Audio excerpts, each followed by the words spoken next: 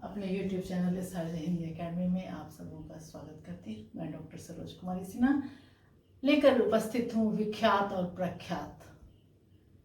तो यहाँ आपने देखा है कि दोनों शब्दों में ख्यात यानी कीर्ति या फेम, दोनों ही शब्दों में ख्यात शब्द है। ये कीर्ति या फेम, जिसको फेम कहते हैं, कीर्ति या फेम, ये दोनों में विद्यमान है ख्यात। लेकिन उसमें उपसर्ग क्या क्या लगा, वी और प्र। तो इसमें कौन सा प्रत्यय जुड़ा हुआ है यह जानना हमें जरूरी है। आज जिस तरह से इन दोनों शब्दों का हम इस्तेमाल कर रहे हैं तो उससे लगता है कि दोनों में कोई फर्क नहीं है, लेकिन ऐसा नहीं है।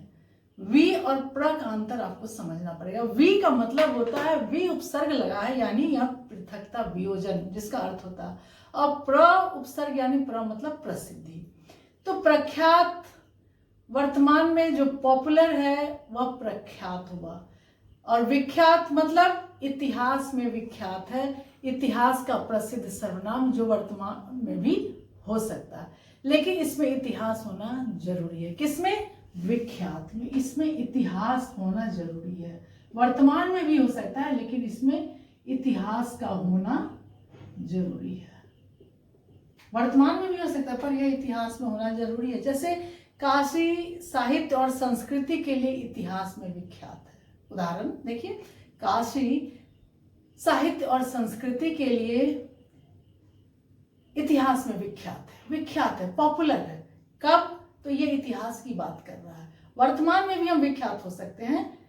तो दोनों में ही अर्थ है, दोनों का ही अर्थ होता है प्रसिद्ध होना। दोनों का क्या अर्थ है? इन दोनों का अर्थ होता है प्रसिद्ध होना, फेम कमाना। लेकिन कहाँ कहाँ हम इसका प्रयोग करेंगे? प्रसिद्ध होना प्रख्यात मनुष्यों के लिए होता है, और विख्यात जीवित और अजीवित दोनों के लिए होता है। विख्यात जो है यह प्रयोग जीवित और अजीवित दोनों के लिए होता है।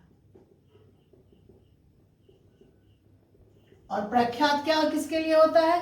मनुष्यों के लिए होता है।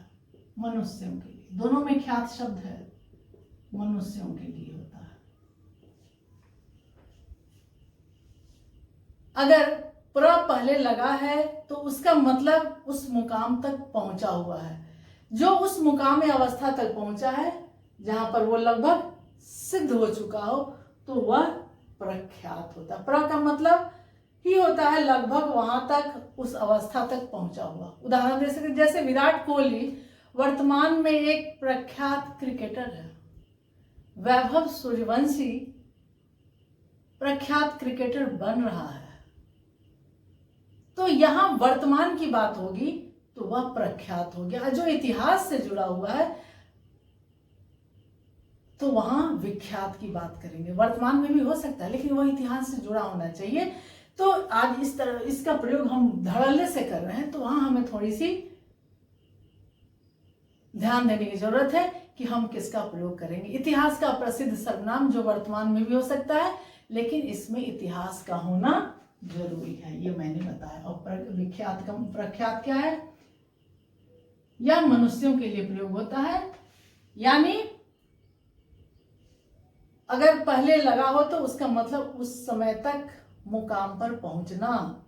जो उस मुकाम या अवस्था तक पहुंच जाए तो वह प्रसिद्धि पा जाए तो वह प्रख्यात होगा मनुष्यों के लिए। मैंने उदाहरण दिया आपको, वी और प्र दोनों ही उपसर्ग से ख्यात शब्द मिलाकर के बना है, दोनों के अर्थ में अंतर है, और तब हम इसका प्रयोग करेंगे, जो कि आज सारे व्यक्ति इसका प्रयोग कर रहे हैं। प्रख्यात की जगह पर हम विख्यात नहीं करेंगे, विख्यात की जगह पर हम प्रख्यात का प्रयोग नहीं करेंगे।